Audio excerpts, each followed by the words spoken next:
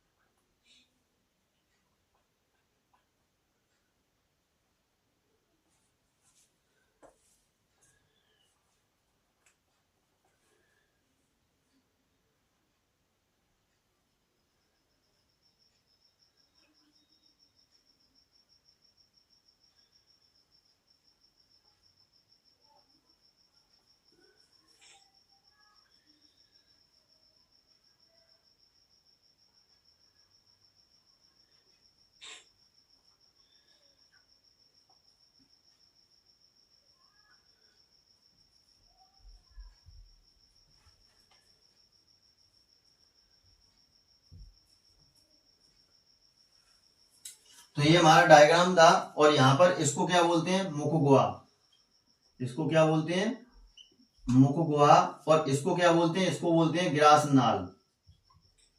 और इसको क्या बोलते हैं, इसको बोलते हैं हम तुम्हारा आमाशय, वो अग्नाशय। ठीक है। और इसको बोलते हैं हम आमाशय, इसको बोलते हैं हम आमाशय। और इसको बोलते हैं हम पित्ताशय। और यहां पर ये बना रहता है आपका इस प्रकार का एक, इसे बोलते हैं हम यकृत।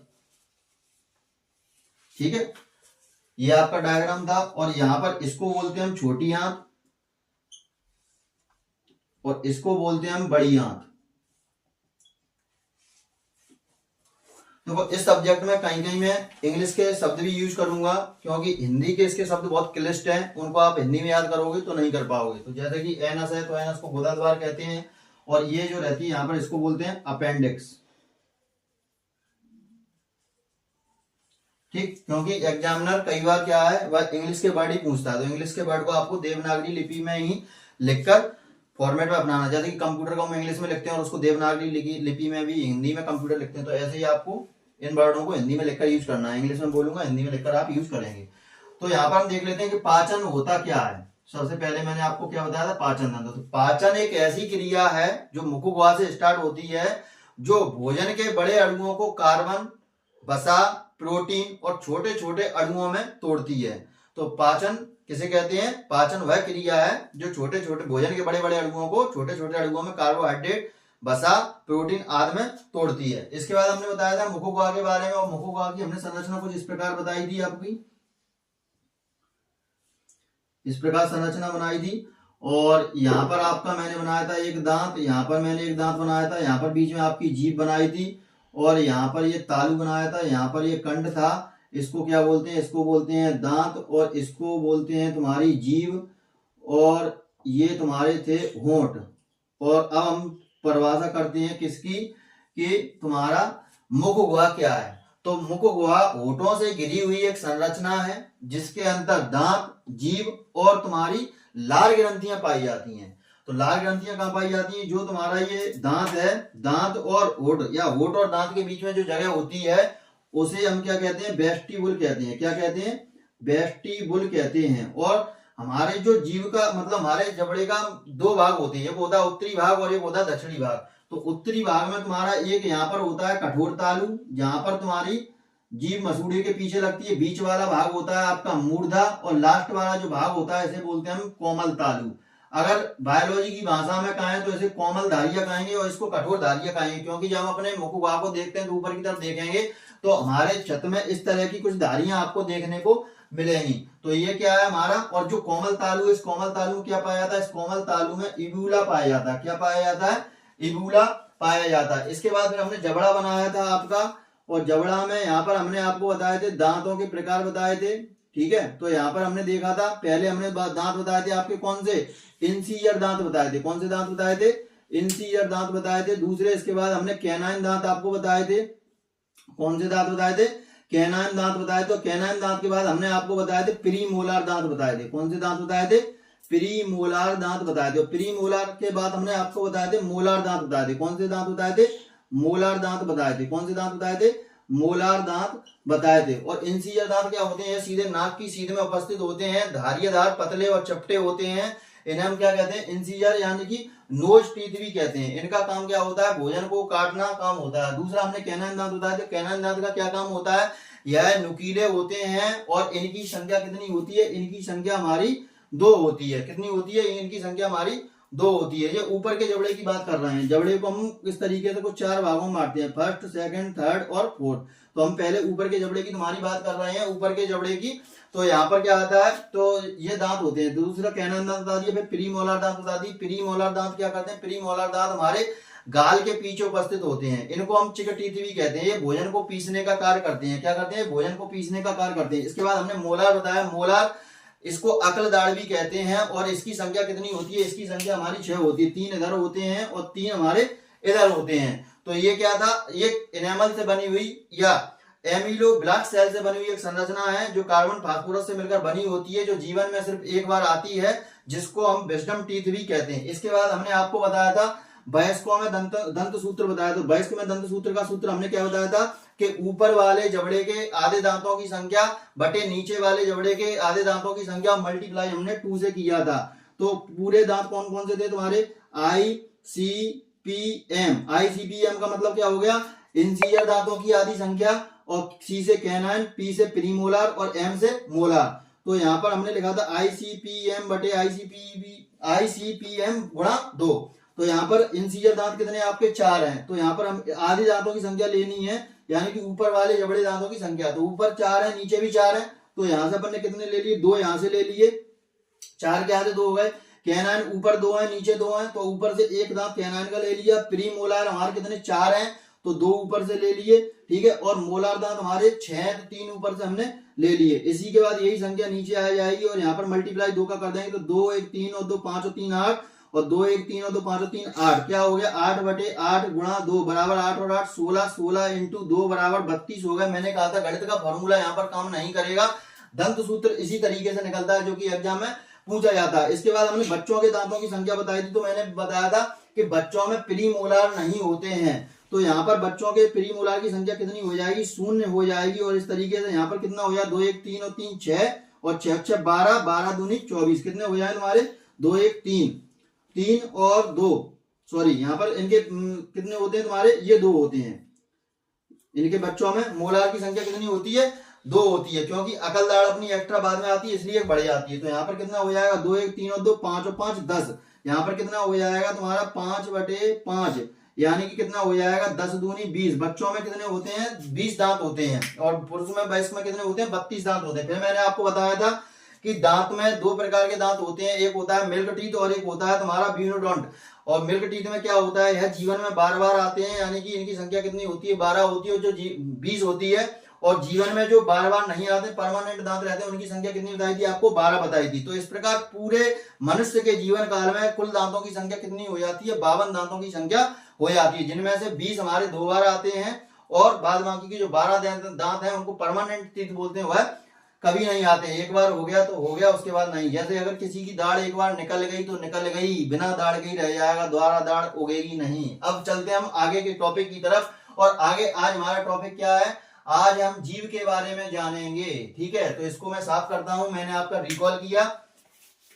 चलते हैं आगे हम जीव की तरफ। अब जीव का क्या कार्य है उसको हम देखेंगे। तो जीव की हमारी संरचना देख लीजिए पहले कैसी होती है। तो जीव की हमारी संरचना कुछ इस तरह की होती है, जैसे मैं बना रहा हूं वैसे ही साथ साथ आप बनाते चलिए तो आपका अच्छे से समझ में आएगा। इसके बाद यहाँ पर हमने जीव की संरचना बना लेनी है और इसी तरीके से जैसे मैं सेम टू सेम ड्रॉ कर रहा हूं वैसे करते चलिए।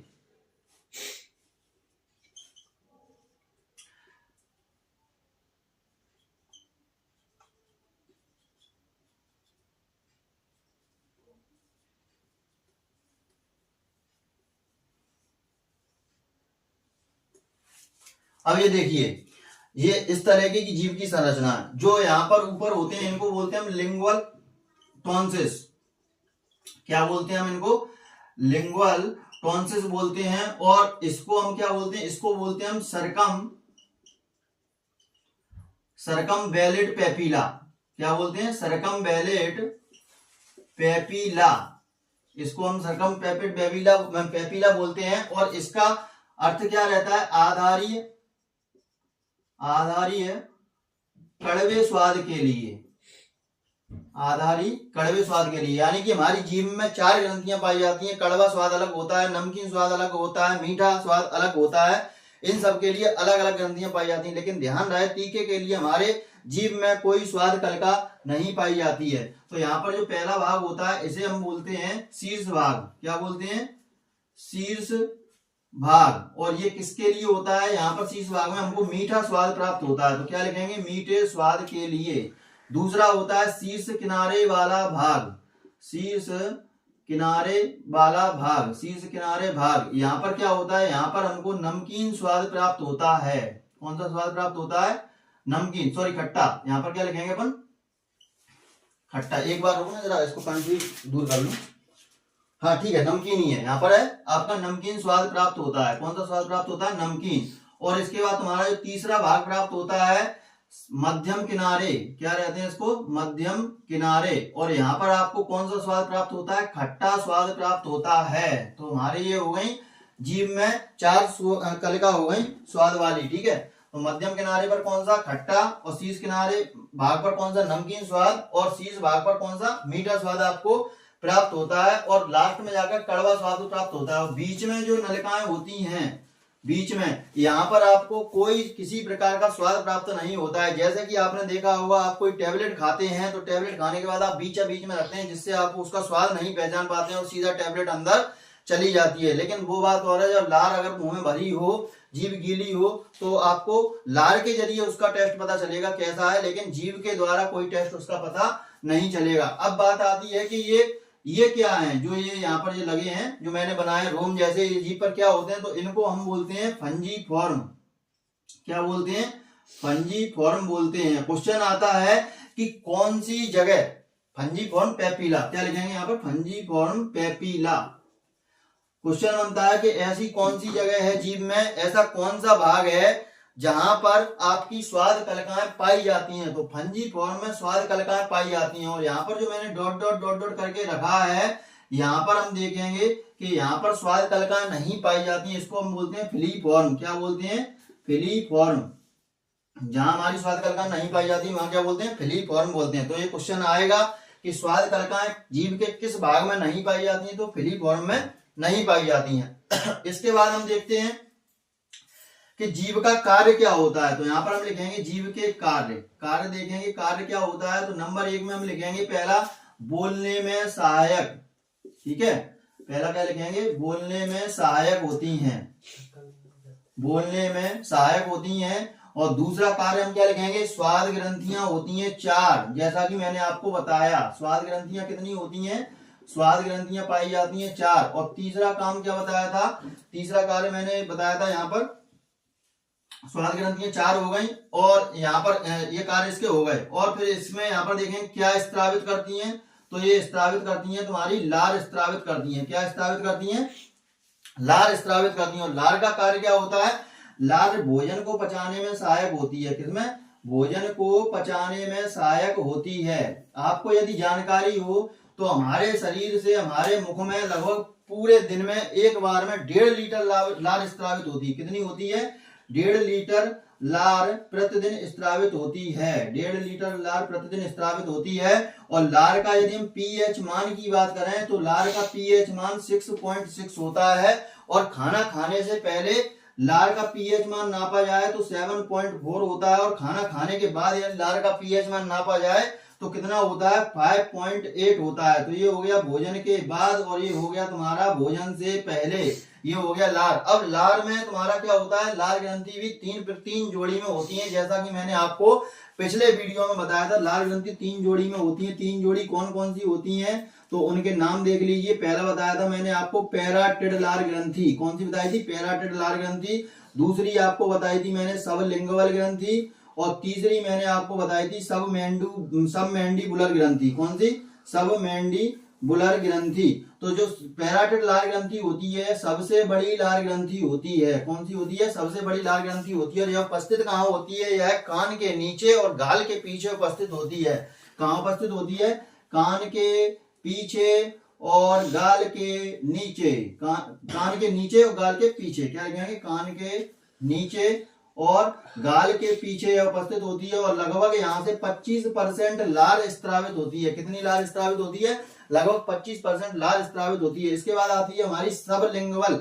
सबलिंगुअल यहाँ से लगभग 5% लार स्त्रावित होती है। और यह सबसे छोटी लार ग्रंथि है। कौन सी है भैया? सबसे छोटी लार ग्रंथि है। और ये उपस्थित कहाँ होती है? तो ये हमारी जीभ के नीचे उपस्थित होती है। कहाँ उपस्थित होती है? हमारी जीभ के नीचे उपस्थित होती है। इसके बाद आती है तुम्हारी सब मैंडिबुलर ग्रंथि। सब मैंडिबुलर ग्रंथि कहाँ होती है? तो सब मैंडिबुलर ग्रंथि हमारी जबड़े के नीचे उपस्थित होती है। कहाँ उपस्थित होती है? यहाँ पर लिखेंगे हम जबड़े के नीचे।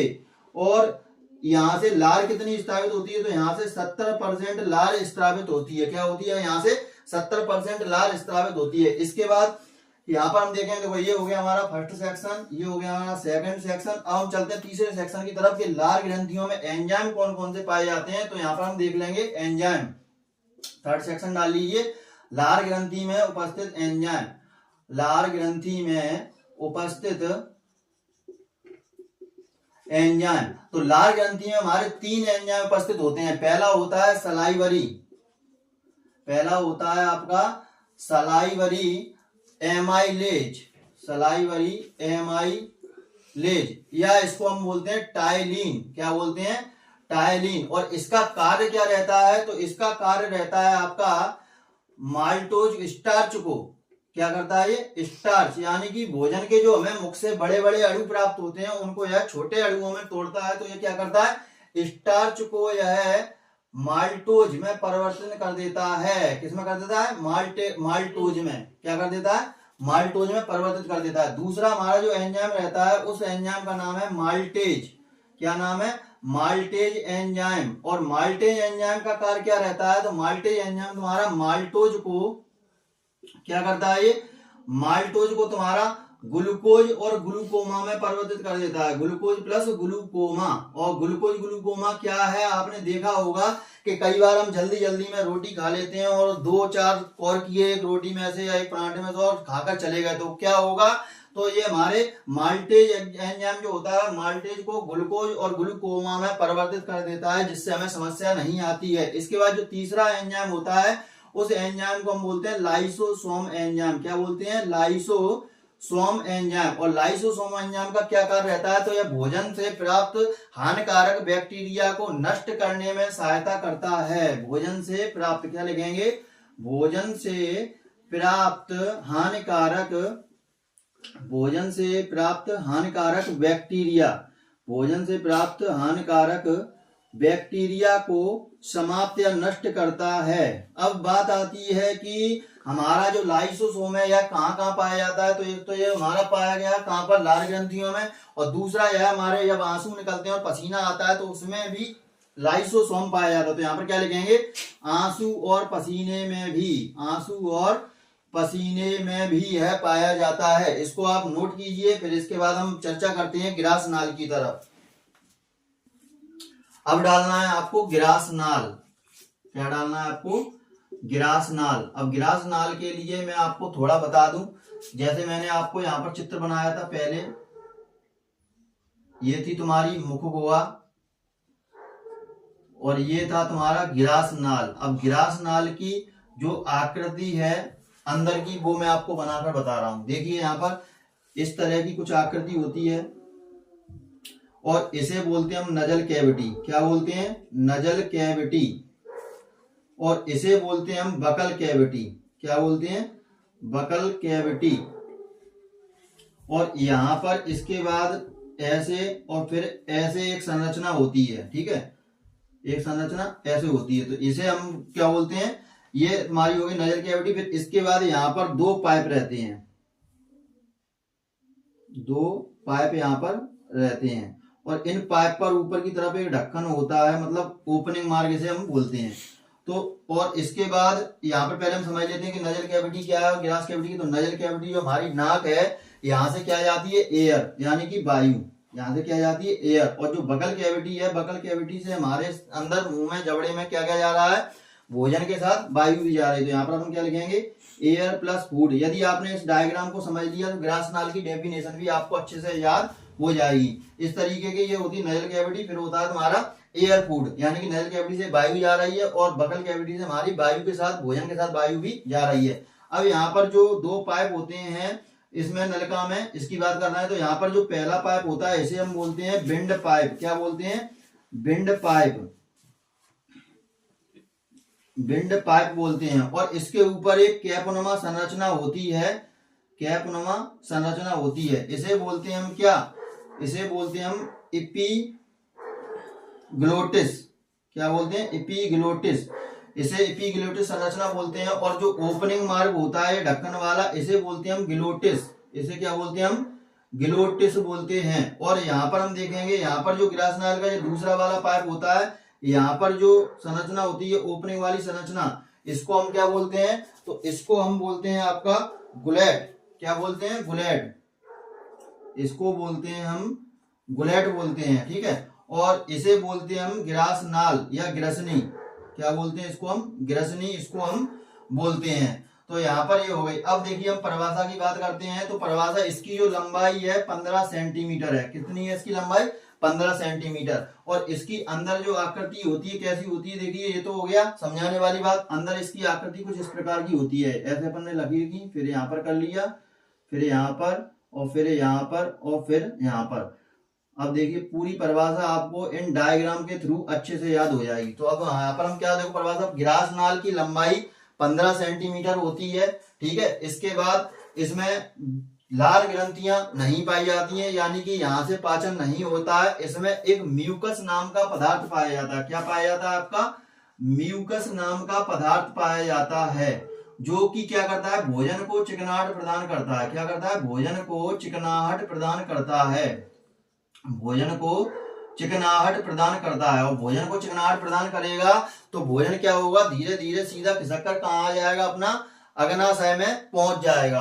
तो यहाँ पर ये भोजन को चिकनाहट प्रदान कर रहा है, मतलब इसमें पाचन नहीं हो रहा है। पाचन हमारा कहाँ होता है, पाचन हमारा मुख में होता है। मुख में जो भोजन उपस्थित होता है उसको हम क्या कहते हैं, बोलस कहते हैं। तो इस पॉइंट को भी आप नोट करना, मुख में उपस्थित भोजन। क्वेश्चन पूछा गया है कि मुख में उपस्थित भोजन को क्या कहते हैं, तो मुख में उपस्थित जो भोजन रहता है उसे हम बोलस कहते हैं। क्या कहते हैं, बोलस कहते हैं। और दूसरा जो ग्रासनाल का कार्य क्या है, तो ग्रासनाल मुख गुहा से प्राप्त भोजन को अग्नाशय में ले जाता है। क्या करता है, प्राप्त हुआ कहाँ ले जाता है, अग्नाशय में। जैसा कि ये अग्नाशय मैंने आपको बताया था। तो कहाँ ले जाता है, ये अग्नाशय में ले जाता है। ग्रासनाल का मुख्य काम क्या है, यह भोजन को अग्नाशय में ले जाता है। और भोजन अग्नाशय में जब जाता है तो गति कौन सी होती है, तो गति होती है तुम्हारी, ये गति का नाम क्या है, ये गति है तुम्हारी किरमानुकुंचन।